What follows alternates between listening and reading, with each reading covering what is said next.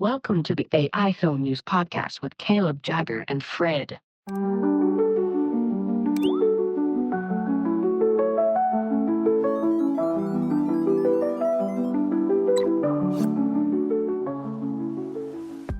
Hey everybody, I'm Jagger and I research the AI Film News Webshow that Curious Refuge drops every Friday. I'm here with Fred, who teaches AI documentary course with Curious Refuge and hosts the Curious Refuge podcasts, connecting with leaders and creators in the space, and Caleb Ward, co-founder of Curious Refuge. So we're chatting about the AI Film News this week, and a couple really big things happened. A new generative AI studio was launched called Promise, with backing from Peter Chernin. This is a pretty big turning point for the AI filmmaking community, especially that they have major funding and it sounds like they're going to hit the ground running. So yeah, I'm excited to start with that and hear what both of you think. Yeah, I think it's big news, and it's pretty cool because one of the co-founders of that company is Dave Clark, who teaches our advertising course at Curious Refuge, and is probably the most prominent AI filmmaker in the world. And I think that it's very interesting because the other co-founders, so it's George Spermopoulos and Jamie Byrne, they have a background like in the early days of YouTube and Google, and I think that they are bringing kind of a 21st century approach to what the studio of the future looks like. And I think that collaborating with an AI artist, and in the announcement, they said that they're very curious to work with traditional filmmakers at the same time. And I think that Hollywood for a long time, especially with the streaming wars, it really felt like it was having a hard time finding itself in the 21st century. And so I think having new prototypes for what these new studios can be like and having some people that are slightly outside but slightly inside at the same time is very interesting. So I'm curious to see how it shakes out.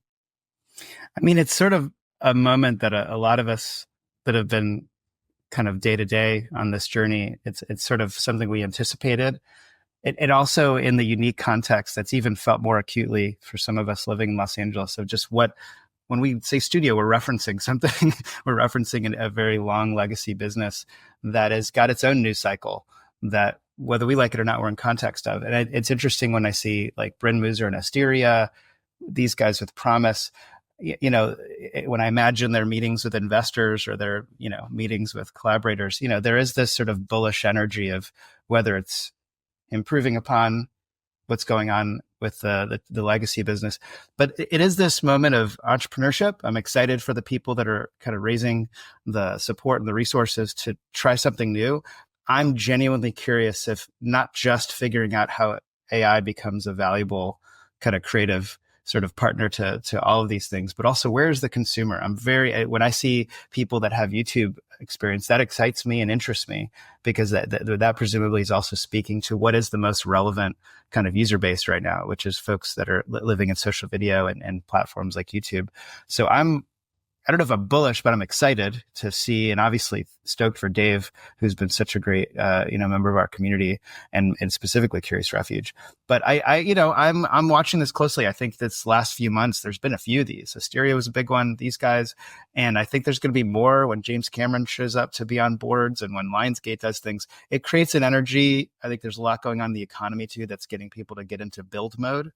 So I think this is aligning to what a lot of us had predicted was going to be coming around this time of the sort of the cycle. But I really want to know where are the consumers, where are the viewers, and what do they actually appreciate? Do they want sci-fi horror movies? Do they want influencer-led things? I think to see YouTuber experts come to this, I think that's going to really inform that ecosystem.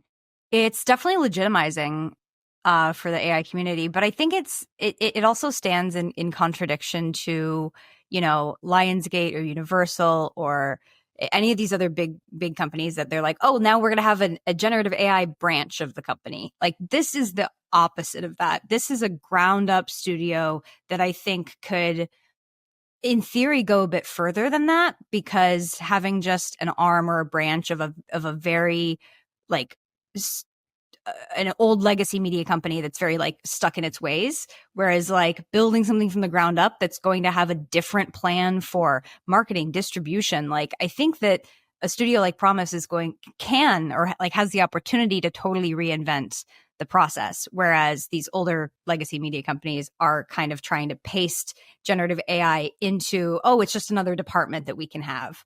That's what I'm watching like closely, is like how is the approach from every direction different than what we're used to? Yeah, and it's something that we talk about a lot whenever we give talks, is that like this generative AI revolution, especially as we think about how stories are going to be told in the future. It's a lot more like working on a sailboat as opposed to a cruise ship, which I think is a lot of the model that we see with big companies like Disney, and I think that those companies have realized that, oh, we have to go all in on generative AI, and we have to at least explore these things. But there is so much resistance that you're just trying to force a cruise ship to be agile like a sailboat at this point. And so it's very interesting. I think that these types of studios popping up, there's kind of two paths here. Like the first would be that the larger studios end up commissioning these smaller studios to do projects because they realize that they probably won't have the flexibility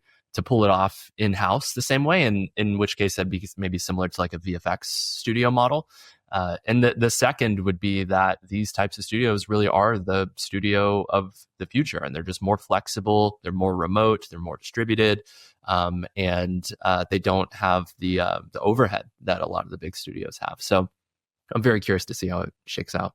I also think it feels connected to the TCL AI Accelerator that was basically screened this week. TCL America created an AI program where 5 experienced TV and film directors used AI to tell stories. And the thing that was unique about this program and the shorts that we saw a few days ago was that these directors were not directly prompting. They were like communicating to a team of prompt engineers and folks that were familiar with generative AI. And they were giving that director's kind of perspective from afar, which that is quite different from the model of production that we've seen in the AI community, right? Because the friends and colleagues that we have in this space, if you're directing it, you're prompting, you're creating generations, you're curating you're pulling from those generations. Whereas this process that TCL used was like followed a bit more of a traditional pipeline. And it does feel a bit more like that cruise ship metaphor you just used, Caleb, where like this is an arm of a very established media company, and it's just experimental. And those directors had some really interesting thoughts to share in their panel afterwards that have stayed with me for sure. What was sort of the energy in the room? I really wished I'd been there, because especially with the reactions I'm hearing about the films, and I can't wait to see them. When people were absorbing that, because I suspect the crowd was heavy creators and people that are kind of attending a lot of our meetups. And what have you been hearing? How do people? Because that feels novel in terms of what people might have expected to hear. It was novel, yes, and it like the approach being that we're going to bring in people who are experienced in the film industry, but maybe don't have a background in directing. So a few of the people were talent, they've been like actors and stuff, but never like directed themselves. And a few others had some like post-production experience and things like that. And essentially it was interesting because the films were very different. Like all of them had like, they're in a different genre and a different style. And I think they showcased the possibilities and the limitations of each one of those genres. So my favorite film from that event was the Slug film, which is it's almost like a horror film. It takes place with an individual person. It has like this like snail character that I don't want to give away too much. And it was amazing. Like after that one stopped, I wanted to like stand to my feet and like clap because it was like so incredible. The other ones, like they had some like, docufiction and things like that, which I think was very interesting. Fred, speaking of like your course, just like being able to visualize, a real life story, I think is just pretty cool. And so I thought that was cool. But whenever I started chatting with some of the artists that worked on those projects, I was chatting with one guy and he was saying how like they were working on the project and basically they had nothing And he, as the generative artist, the actual prompter, had to just step in and basically, like, over the course of a few days, just go crazy with prompting and like just like try to pull this film off. And so I get the sense that it was still experimental, and we don't know where the relationship between prompters and directors are, and that like that line is so blurry that you have to almost be in the edit bay, you have to be in the prompting bay in order to get the best feedback possible.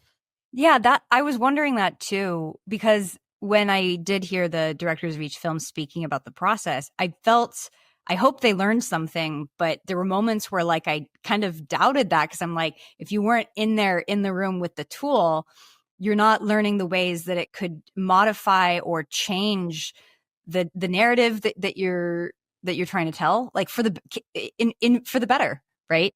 Because we know that like sometimes that process, when you're just generating and you have hundreds of images, something emerges that could really influence the direction of your film. And a few of them did speak to that. I guess I just wonder if this structure they experimented with, this pipeline of the director is the director and they're sitting in the director's chair and everybody else is like a crew member that molds around their idea and tries to make it happen. That role, we are seeing it transform. So being in that room, watching those films and feeling everyone's reactions, there was something a little stiff or a little bit rigid about it. Whereas like the Culver Cup, when we saw those 8 films from generative AI filmmakers that are really experienced and, you know, kind of they've become the multi-hyphenate writer, director, designer of the whole process. They really stood in contradiction to each other, both in terms of quality and just kind of like the way you see the whole creative process. So Jagger, just to kind of put a pin in that.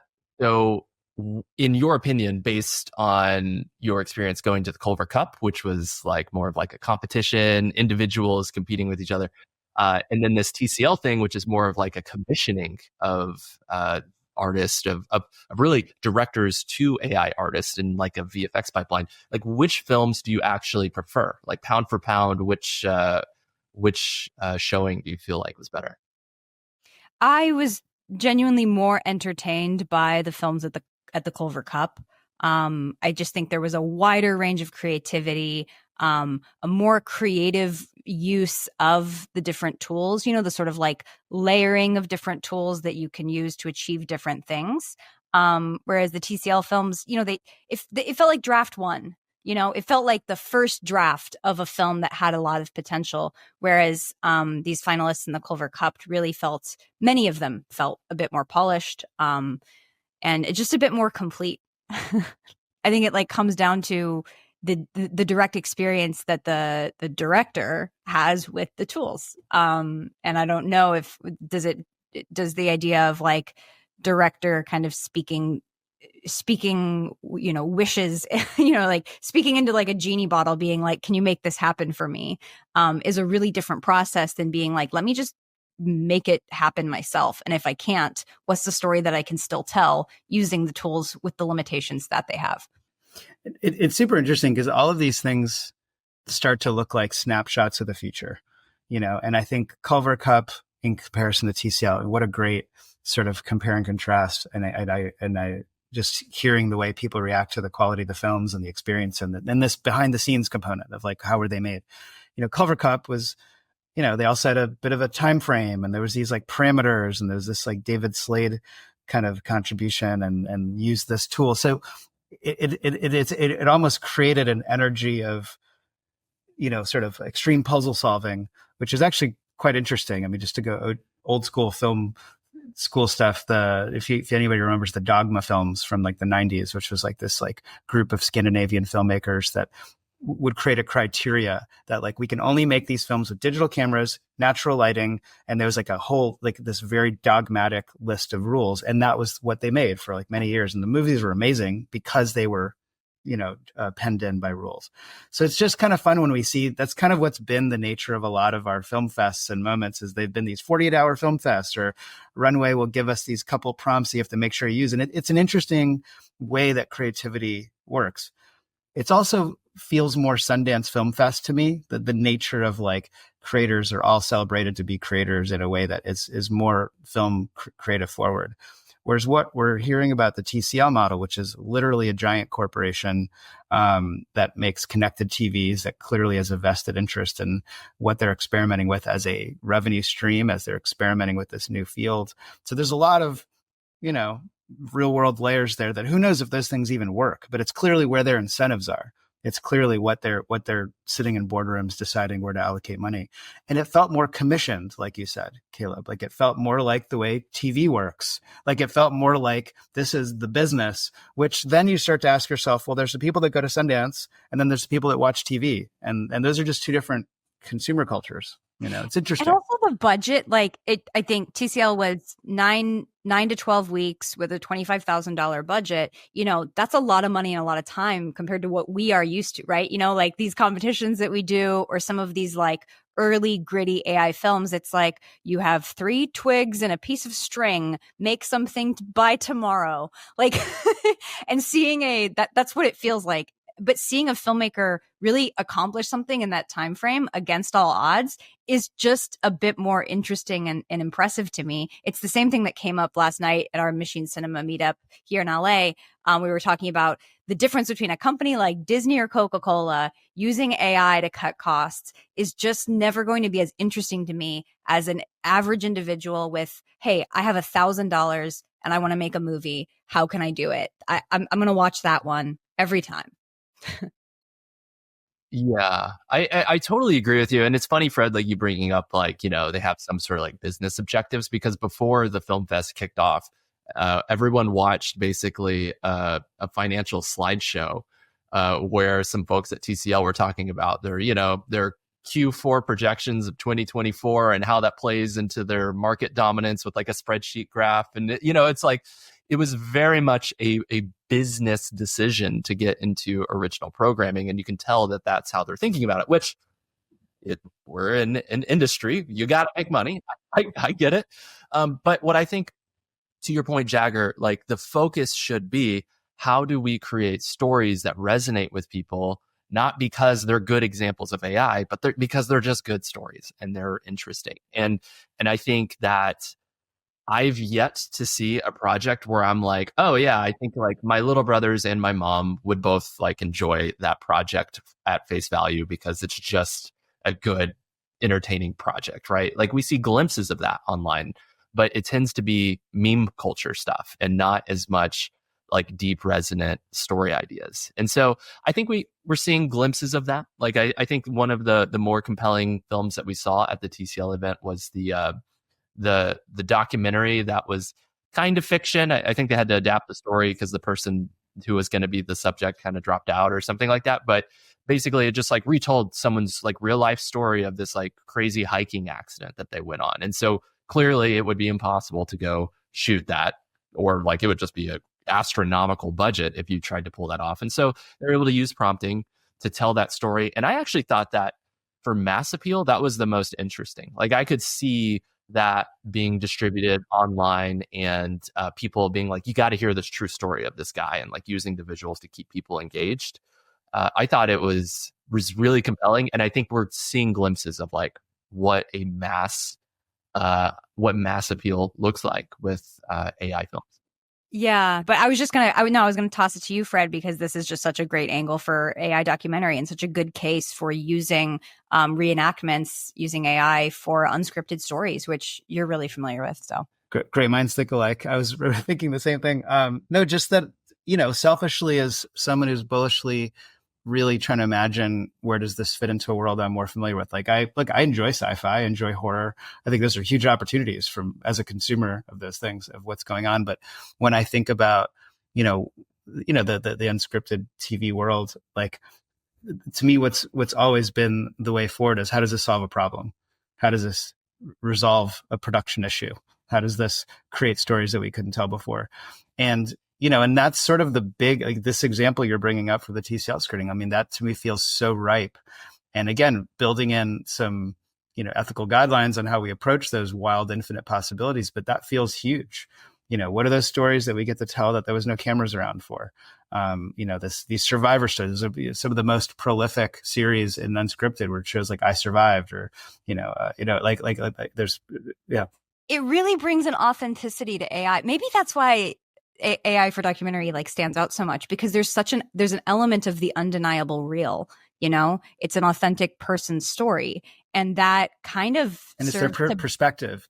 Yeah, and it balances out a little bit of the like artifice around AI. So maybe that's why that pairing is so successful. No, a few of our friends are really looking in the true crime space, and again, just throwing more film school references, like a film like Rashomon, at least in my world, is an iconic reference point when you talk about how every story has multiple sides, which is literally a narrative of perception and memory. And that's the super great fodder for movies in general, but particularly authentic stories about what really happened. And true crime is so ripe for this. And to think that you can sort of, use the AI tools to say, well, here was even the documentary evidence, but here's this person in court who's pleading their case that isn't exactly what happened. How do you bring that to life?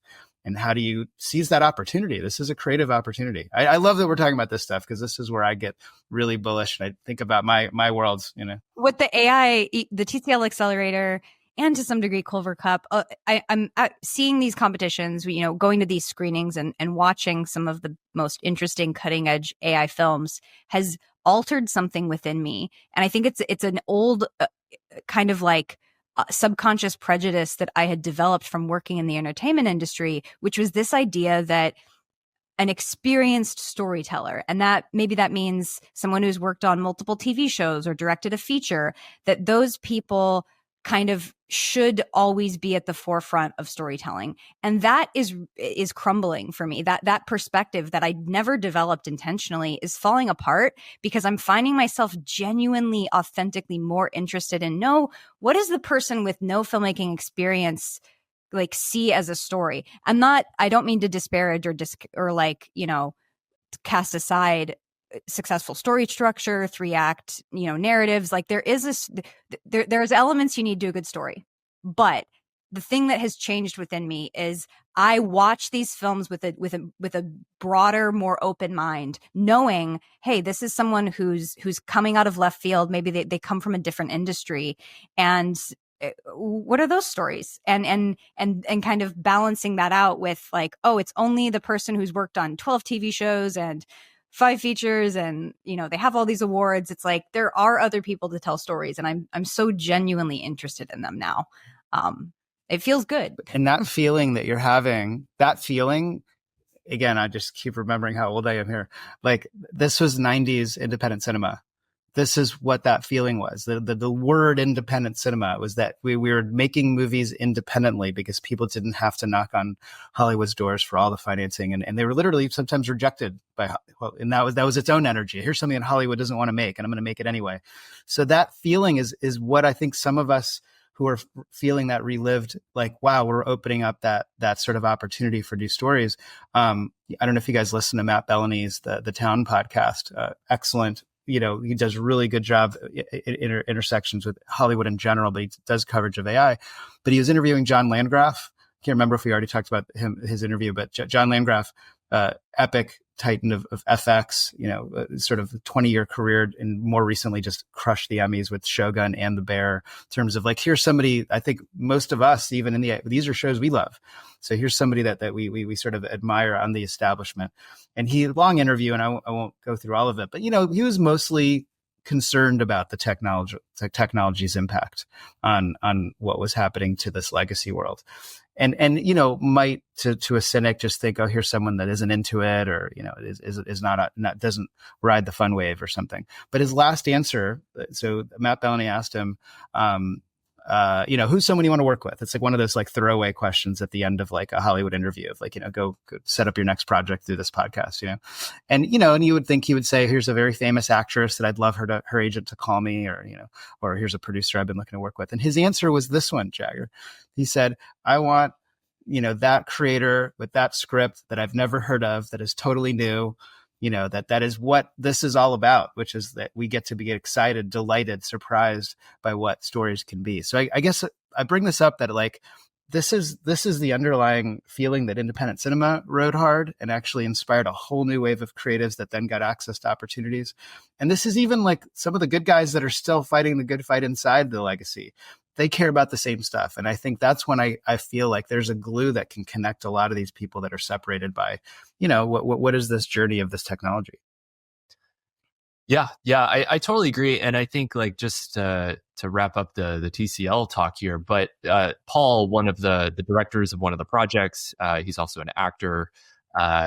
He was talking about, they did a panel afterwards and, they're just chatting about the films and the experience and all that. And he was saying how like, it's our responsibility as AI creators to support artists and the guilds and writers and actors and directors and really everybody as we move into this new era. And I totally agree. And I think it was so interesting to see basically a panel that is full of actors who are now directors sharing that sentiment, because I think that's great, but it showcases the empowerment of what is happening, that really the preconceived notions of where you fit into the process. Like as an actor, one of the guys, I think his name was Chin, who was one of the directors of the Slug project, he was saying how whenever he steps onto a set as an actor, it's kind of, there's not a lot of flexibility in what he can do because there's just so many logistical things going on. If something gets delayed, it's going to cost him, and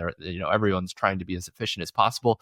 And so his creativity is really limited to a very like small subsection of the storytelling process. But like now he feels like he's been able to expand that and have more feedback and conversation about the direction of the overall story, which I thought was pretty cool. Right. Yeah. I'm excited to see more AI films from experienced directors and inexperienced directors. That's, I think, the beauty of it. Well, there was another news story that was kind of interesting this week. A new study is showing that people can't really tell the difference between AI generated poetry and like famous human written poems. And I don't know, I'm looking at the study, and what it says here is that participants were more likely to judge AI generated poems as human authored than actual human authored poems. And what the question I want to ask both of you is like, what do you think the purpose of these studies really is? Like, what was this study for? To get us talking. So they're the best. I love it when people conduct talk on these the web show. Yeah. I'm sorry, Caleb. What did you? I have a take on this, but I want to hear you first. You'll center us. This was created by researchers at the University of Pittsburgh, right? I believe so. So my question to you guys is, in the last 365 days, how many conversations have you had about anything happening at the University of Pittsburgh? Yeah. I mean, I'm glad you finally asked, because this is really where culture's headed. Actually, they're probably amazing people at Pittsburgh. It's a good question. Yeah. No shade to the University of Pittsburgh, but I think that sometimes these research sessions can be, how can we ruffle some feathers, get people talking about us, be a part of the larger conversation technologically. I do think that it is interesting, because I think the talk, it said there, it was about 46% of the time people could identify the poem written by human versus AI, which says it's worse than random chance. So people think there's more humanity in AI written poems than human written poems. Now, I think the problem with that is most people probably don't read poetry that often.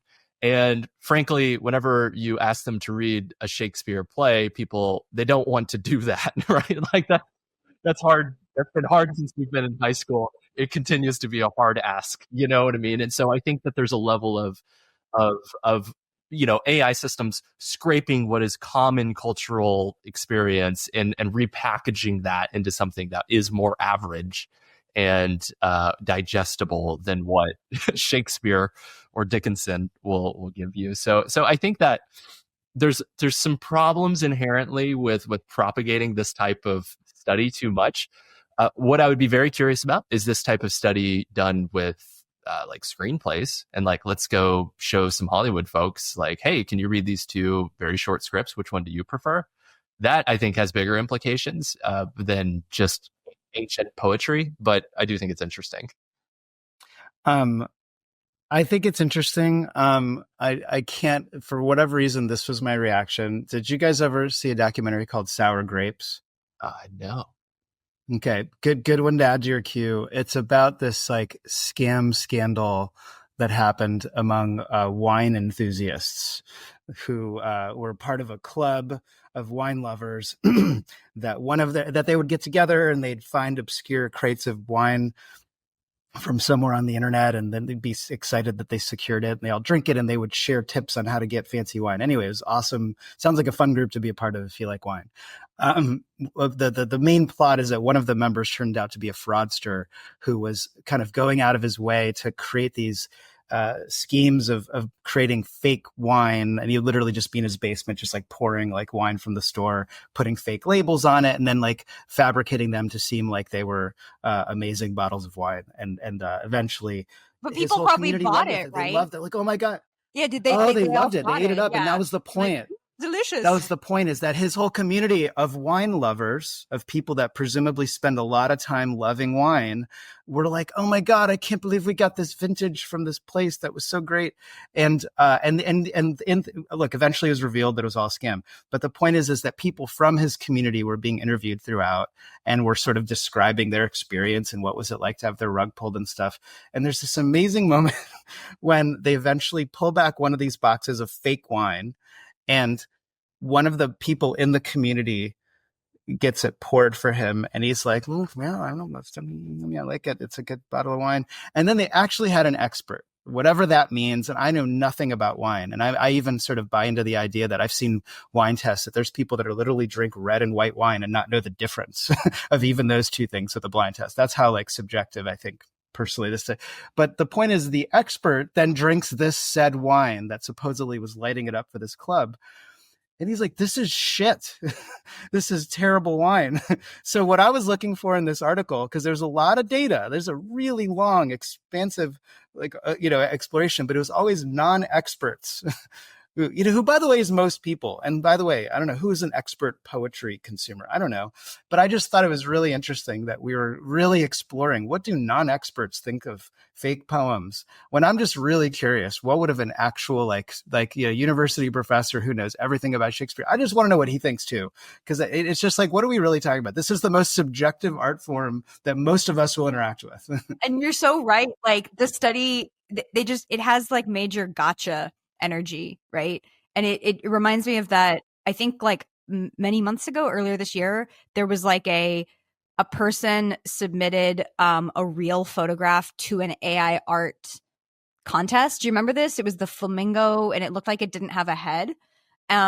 This reminds me of that because it's like, it's the same energy of like, gotcha guys, like you thought it was this thing, but it was really this. And it's like, what are we like? Who is this really for? And it reminds me of the conversation we were having last night about the Coca-Cola ad, right? We ended up kind of debating in a group like, hey, if the average person finds out this is AI, would they really care? Like, does that matter? Does it impact their buying choices?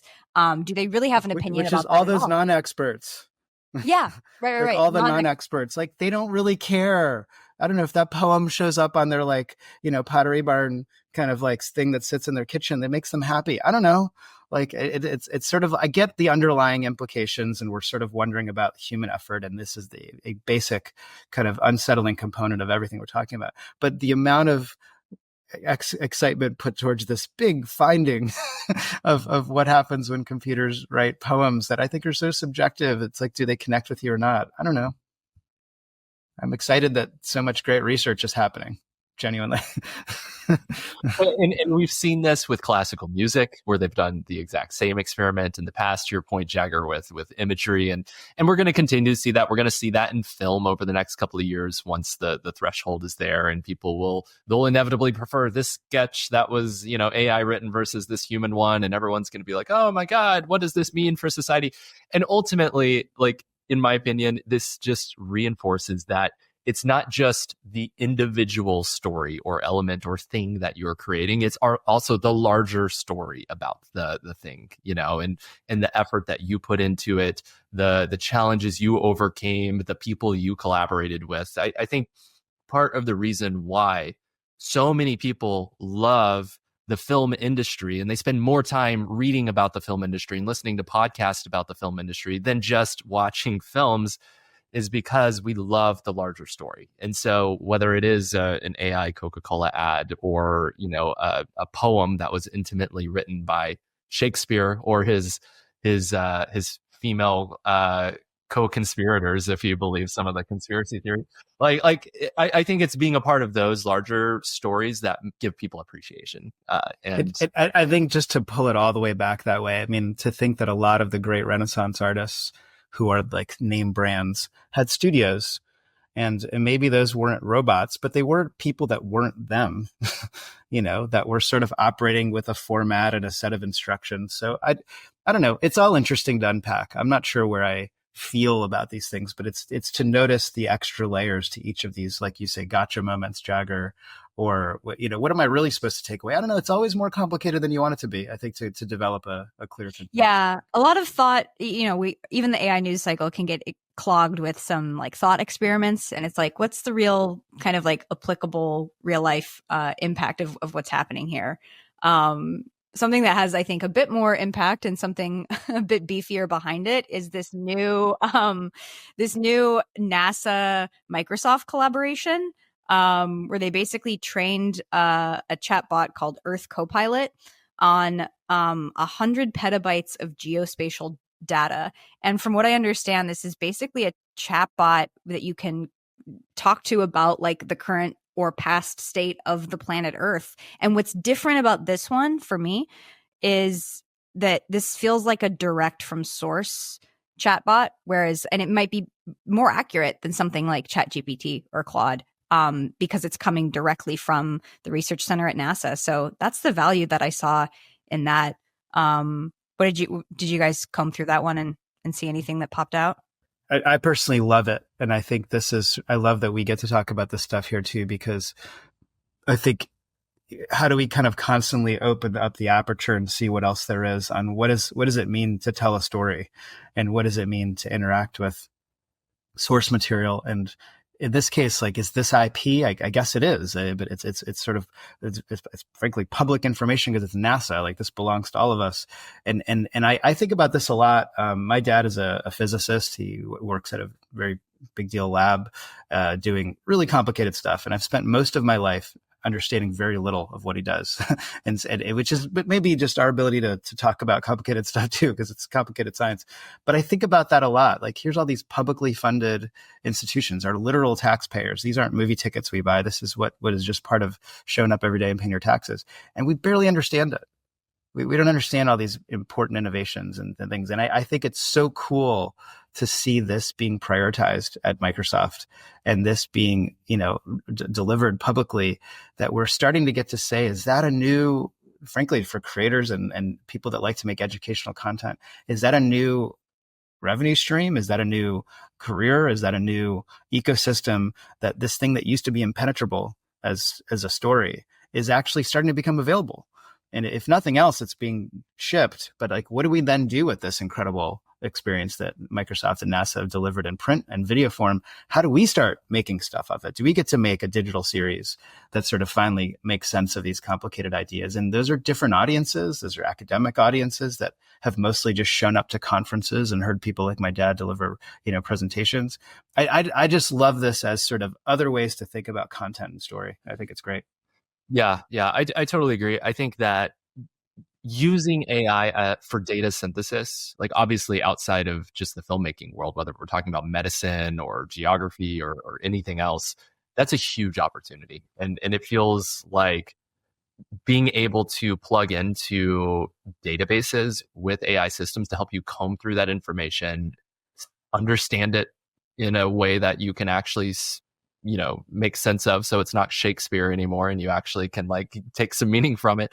I think like is is really important. And I think like even just like working on documentary work, and like so many of the assets either exist only in physical form or random scans on the internet. Like I would love for the Library of Congress to upload their 100 petabytes of information into an AI system that I can interact with, and it will intelligently help me to pull information. Like that would be amazing, but we're just not there yet. And so I think more governmental organizations, more public organizations are going to continue to do collaborations like this. So it's a good thing.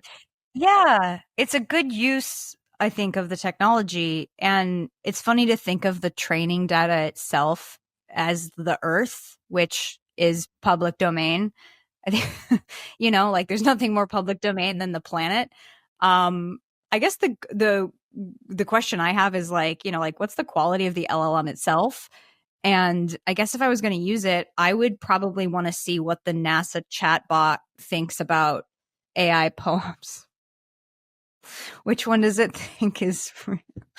Does it, can it discern the difference? Does it like red wine or white wine? Is it like red or white? I've done that with screenplays where I like have two different scripts, for one from like Anthropic and one from like OpenAI, and then I'll like feed it to OpenAI on a separate thread, be like, which do you prefer? And it's really funny because different models prefer other models. Like they don't always prefer themselves, which is kind of funny. Do you think NASA likes Heineken or Bud Light? Which is it really have a strong opinion about international beer? Can we just push the LLM and like continually ask it questions that are not about the planet and see what it like try to get it to form an opinion? I did that this last week in the web show. It's really funny. There's this video game that came out where basically I forgot what it's called. It's like character or something, or we'll include a link below this video. But basically it's like an RPG game. It's like Dungeons and Dragons, basically.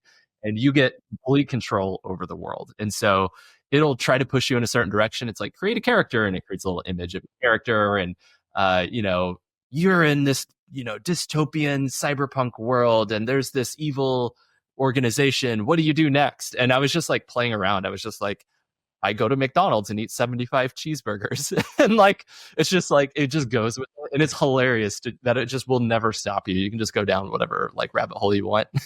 Just dilly-dally. Oh my God. Yeah. Was this the mobile app? Was this the Game Master? Game Master, yeah. Yeah, Game Master, yeah. This is like a role play. Yeah, this was like this text-based RPG tool. And really you're just just describing your actions.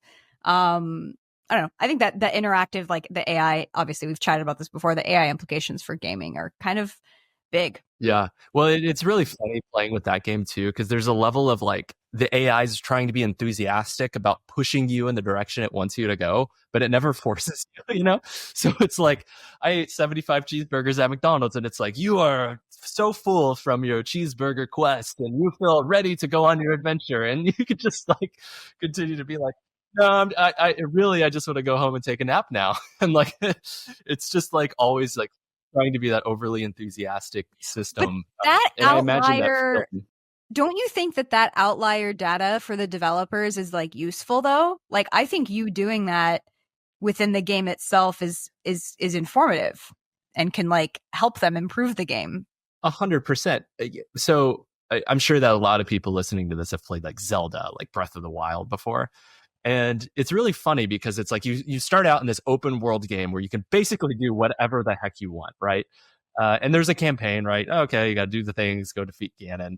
But it's funny, like I talked with Shelby, she's like really into it. And she's been playing this game for months. And all she does is collect apples. Like that's all she likes doing in the game. And it's so funny because it's like developers spend so much time like setting up like a narrative, like this is the direction where we want you to go. But as an audience, you just get to pick, whatever. And of course, like Grand Theft Auto has been that way for a long time. And I think films are going to be that way too. Like I think TV shows, I think the things that the same way that you play a game repeatedly, it's a thing you come back to over and over. I think TV shows are super ripe. I think I can't remember if we talked about it last week, but yeah, like imagine if you're watching The Sopranos and you get to stay in the pork shop and you get to hang out and make yourself a sandwich instead of follow wherever they're going to go, whack somebody. Like, I just think that seems to be the intersection of where we like story mode. We like finding out what's going to happen at the end, but we also like the world that David Chase creates. We also like it. And we've up until now, because of resources, we had to follow the story. You can't film everything, but maybe you could. Right. And something about the choose your own adventure aspect, what you were talking about, Caleb, I saw this clip from Sarah Silverman, and I promise there's a tie-in, like this connects here with the thought, is that the comedian Sarah Silverman was talking about how when you're faced with a very high stakes decision in life, something, where it's like, go this way or go that way. And the higher the stakes, the more likely you should be to take the most insane, like whimsical direction. Like, do the thing that makes the biggest, like, unusual impact on your life. And it really resonated with me, and it felt very choose your own adventure. Like, if you're in this game and it's like it's kind of pushing you in this direction, or life is pushing you in this direction, and then this comet out of nowhere of an opportunity appears, and it's like, this is your chance to change what the game is all about. I don't know, it's inspiring to me. Yeah. I'm really inspired, and I don't think there's any reason why, like, this type of technology, this like conversational AI, obviously we're not like going to be prompting and getting like TV shows in real time yet, right? Like, this is probably like a few years away. But I think that this type of audience engagement with characters and with universes outside of just the thing that you watch on film is very interesting.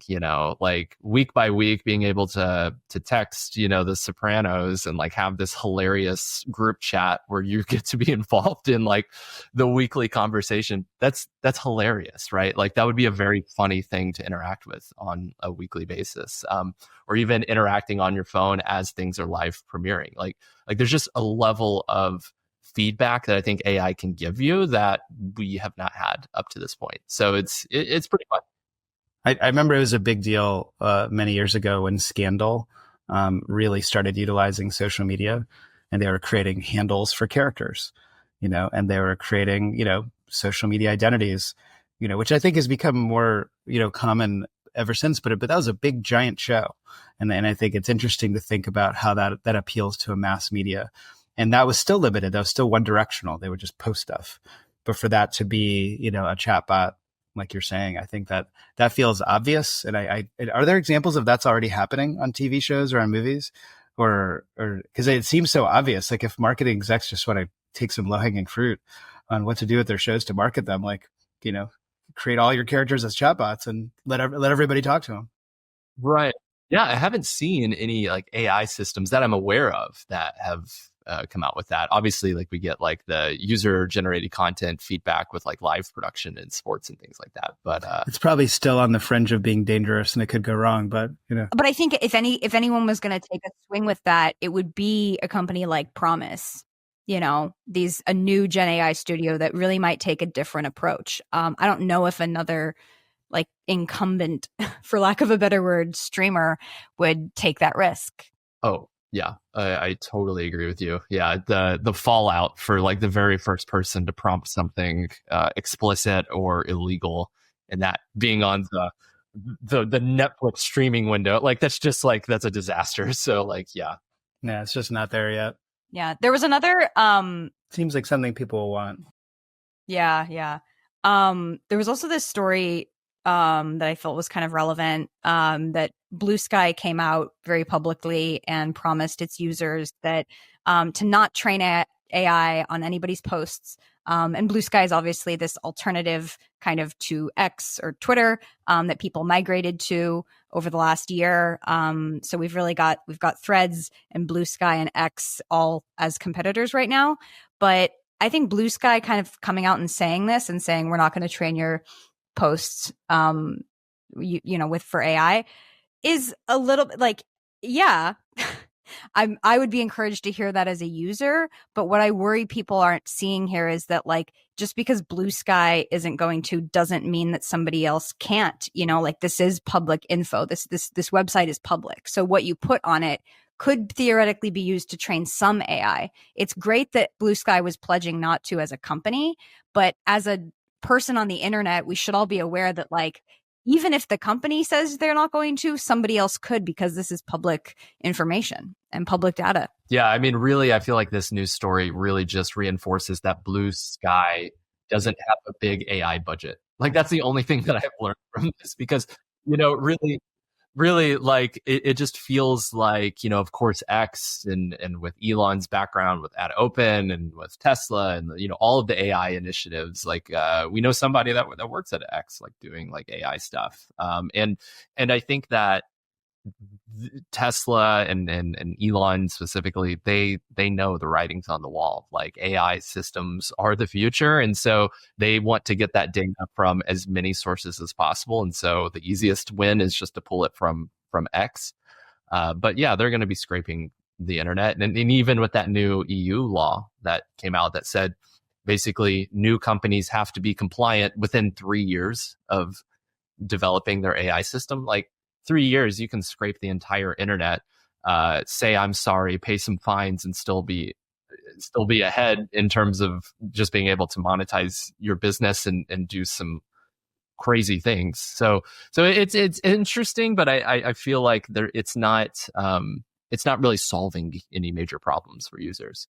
Yeah. I also think it's interesting that, like, I mean, not to get into the politics of Elon or anything beyond that, but it's a timed piece of news while there is a migration happening, which is whether or not it's transparently a reaction to things going on in the world. It's certainly the value of the public relations tactic that is. But then what does that mean? And whether they're right or wrong, somebody on the inside of saying we should put this out there, either as actual full policy, which sounds like it really is, or even a statement, something that everybody should know about us, over here at Blue Sky. It is, to me, it reminds me of, I was just recently at the Toronto Film Festival and hearing people talk about how there's all these proactive disclaimers in movies that, we talk a lot about in sort of the doc stuff of like, well, let's disclaim or be transparent when we do use AI. Now it's people that are making sure, we didn't use AI. There's just like this kind of, somebody wants to hear that, or somebody thinks somebody wants to hear that. And I don't know, I find that interesting too. Like, what is that kind of purpose, and is that meaningful to a lot of people? And if it is, it's a good sober reminder of where we sit on that trajectory of people's acceptance of this stuff. But also, everything you guys are bringing up. Well, what does that really mean about? Does that just mean they didn't have the money to invest in it? Which is really funny. I love that. It's interesting. I think all of this, reminds us that this is a cultural moment in history too. Yeah, and that the EU AI Act that you were referencing, Caleb, this week they basically like released a first draft of the code of practice on how the AI EU Act will be implemented. So like in casual speak, this is basically like they're getting ready to we're making a plan to make the plan. Like I got a little worried when I was researching this, because I was like, this is where legislation takes too long to catch up with technology, because they're basically like, okay, this is what we want. We want to make sure that companies are using or releasing AI powered tools in an ethical way. But it already took you 6 months to like agree on that. And now you've created this first draft of like, how do we implement it? And that is going to have to get approved by a committee, and it'll take another 6 months. And I just worry the time that we lose when we kind of like get clogged in the red tape of it all. So that's what that was worrisome to me. It's really, I mean, this stuff's so wild to think. I mean, whether it's those like Mark Zuckerberg speaking in front of Congress and some people wondering if they were even having the same conversation, a few years ago, like the sort of the role of government in, regulating or creating policy or, protecting its citizens, whichever action verb. It really just, nobody wrote a constitution for this to be a world we're living in. Like nobody understands how fast technology moves, how fast this sector of commerce moves, how quickly it can impact people's lives, like literally overnight in some cases. But for what it's worth, I mean, I remember I was looking into this because I like the metaphor of seatbelts. Like at some point we put those in cars, like at some point and most of us are down with seatbelts. I mean, some people dislike them, but most people like seatbelts, even airbags. I think it took like 70 years from the inception of cars to put them in as a rule, and I don't know, is there some tragedy of all the lives that could have been saved? I don't know if we even think that way, but it's sobering, worth noting that it's going to move slow. Maybe it should move slow because these are things that require a lot of time, but then this technology moves so much faster than cars do.